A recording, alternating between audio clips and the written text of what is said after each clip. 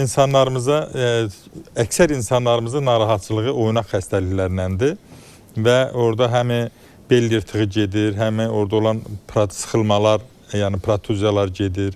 Eyni zamanda oynaqlarda olan artroz, osteoartroz, artrit və polartrit, revmatoid polartrit və digər eyni zamanda insanların hərəkətsizliyi ilə əlaqədar olaraq, oturaq vəziyyətinə əlaqədar olaraq oynaqlarda yığıntılar əmələ gəlir. Loru dillə desək, o duz yığıntıları. Və deyir, səs eləyir orada, yeriyəndə, başlayanda ayaqlarım dağır olur, dizim dağır olur, biraz yeriyəndən sonra açılır. Onlara bir məsləhət vermək istərdim. Götürürlər 6 stəkan, boş stəkan və onun içərisində hər birini atırlar 2 xörək qaşığı düyü, yumru düyü və üzərinə su əlavə edirlər. 48 saatdan sonra götürürlər birinci stəkanı. O 2 xörək qaşığı olan düyünü gündəlik də su dəyişməlidir.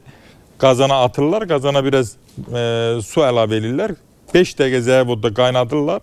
Sonra onu yarım çiğ halda yeyirlər.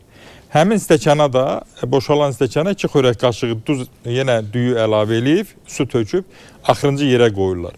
3 həftə o stəkanlarda olan düyüləri bişirib yeyirlər. 3-4 həftə davam edir.